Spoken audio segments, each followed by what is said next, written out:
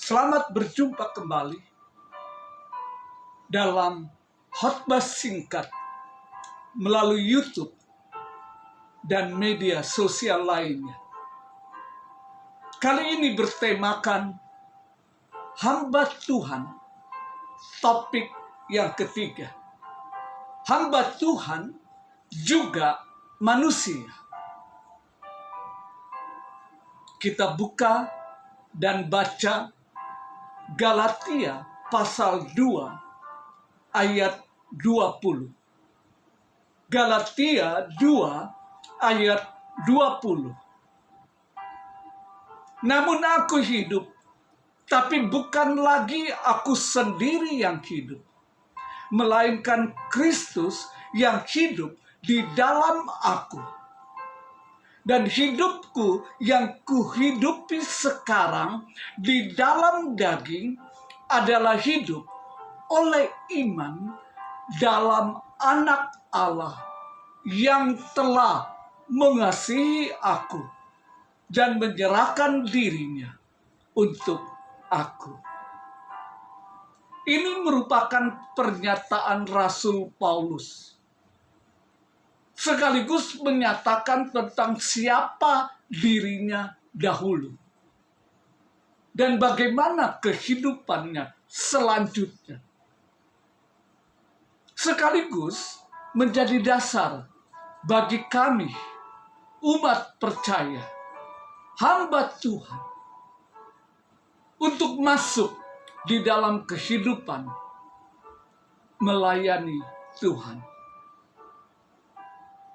Dikatakan hidup yang sekarang ini bukan untuk diri kita sendiri lagi, melainkan untuk Kristus. Bandingkan dengan 2 Korintus pasal 5 ayat 15. Dikatakan, dan Kristus telah mati untuk semua orang, supaya mereka yang hidup tidak lagi hidup untuk dirinya sendiri, tapi untuk Dia yang telah mati dan telah dibangkitkan untuk mereka. Hidup manusia memang masih dalam daging, yang berarti masih terdapat unsur kedagingan, emosi, amarah, dengki, dan lain sebagainya. Namun hidupnya harus diarahkan untuk selalu beriman kepada Anak Allah yang hidup.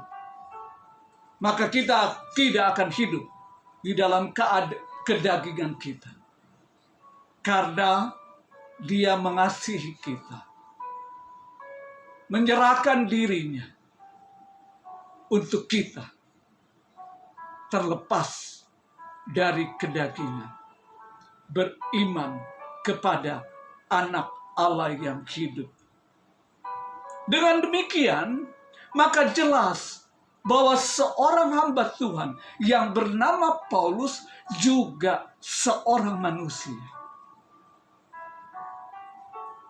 Sebelum dilanjutkan, maka terdapat pertanyaan, tipe manusia yang bagaimanakah kita ini? Terdapat 3 tipe manusia yang dimaksud. Pertama, manusia lama, manusia yang masih hidup dalam dosa, yang memerintah di dalam hati manusia tersebut adalah aku, kehendak bebasnya untuk memenuhi tujuan hidup dan kehidupannya. Tipe yang kedua, manusia lahir baru, manusia yang sudah menerima Tuhan Yesus sebagai Tuhan dan Juru Selamat pribadi, yang memerintah dalam hatinya adalah firman Sang kebenaran. Tipe yang ketiga, manusia baru dengan gaya hidup yang baru. Yaitu manusia di dalam perilakunya, baik kata maupun perbuatannya, tidak menggunakan kehendak bebasnya, melainkan menyerahkan kehendak bebasnya untuk dikendalikan oleh firman dan Roh Kudus. Sehingga nyata gaya hidup yang baru. Kembali pada topik hamba Tuhan juga manusia. Maka tipe manusia mana yang dimaksud, yang menggambarkan kehidupan Anda dan saya? Perlu diketahui, hamba Tuhan nyatanya ada pada ketiga tipe manusia tersebut di atas. Perhatikan topik khotbah singkat saya di YouTube, menyingkap firman-Nya mengenai perumpamaan lalang di antara perumpamaan gandum di antara lalang bagian yang pertama. Sehingga kita mengetahui ketiga tipe manusia akan dibiarkan bertumbuh dalam arti sama-sama melayani Tuhan sampai saat ini. Namun pada saat panen, pakai kutipan buka dan tutup, yang berarti kedatangan Tuhan. Dan di dalam proses kesiapan kedatangan Tuhan akan terlihat nyata dan jelas. Waktu akan membuktikan tipe hamba Tuhan, tipe manusia apa dari kehidupan kita. Kita baca di dalam 2 Korintus pasal 4 ayat 16. 2 Korintus pasal 4 ayat 16. Sebab itu kami tidak tawar hati. Tetapi meskipun manusia lahiriah kami semakin merosot, namun manusia batiniah kami dibaharui dari sehari ke sehari. Indikator ini yang menjadi pertanda tipe manusia manakah yang menjadi seorang hamba Tuhan, yang bisa menerima pembentukan kehidupan rohani, spiritual yang dibaharui setiap hari, dan kehidupan dagingnya yang semakin merosot dan lambat laun akan hilang. Bagaimana ini bisa jadi? Saya membuat satu pernyataan sederhana. Tanggalkan dan segera keluar dari zona nyamanmu. Karena zona nyaman itu bukan dunia nyata. Dan masuk, andalkan Tuhan. Dan Amsal 3 ayat 5 dan 6. Kalau kita mengandalkan Tuhan, Tuhan akan meratakan segala jalan kita. Kita akan melihat keaslian tipe manusia apakah kita ini melalui pendekatan yang lain. Pertama,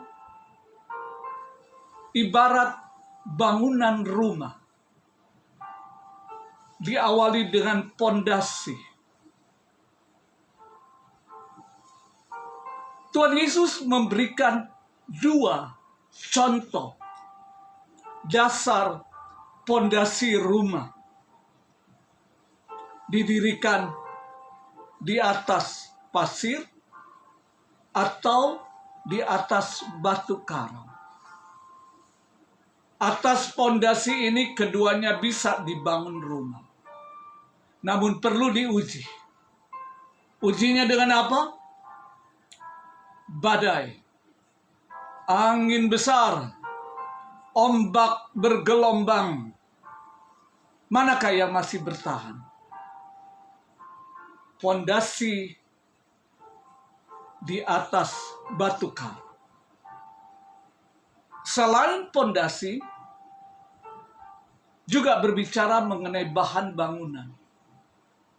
Rasul Paulus memberikan contoh di dalam 2 Korintus 3 ayat 12 dan 13. Bahan bangunan ada yang terdiri dari emas, perak, batu permata.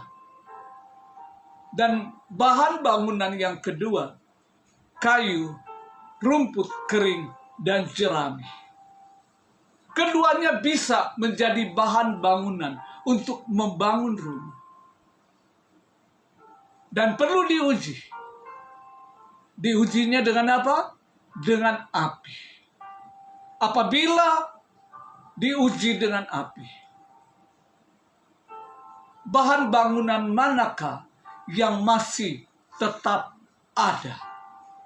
Yaitu emas, perak, batu permata.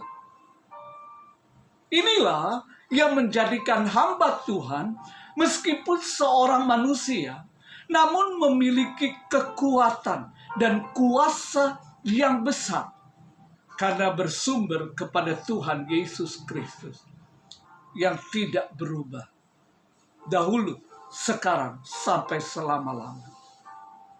Sekaligus judul topik hamba Tuhan juga seorang manusia adalah ungkapan yang sering diucapkan oleh hamba Tuhan yang masih mengandalkan kehendak bebasnya dan selalu mencari alasan manusiawi jika tidak bisa memenuhi kriteria dan persyaratan sebagaimana yang dinyatakan dalam firman Tuhan.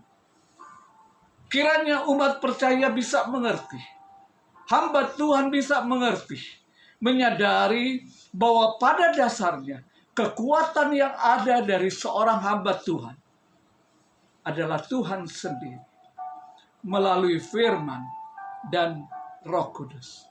Tuhan Yesus memberkati.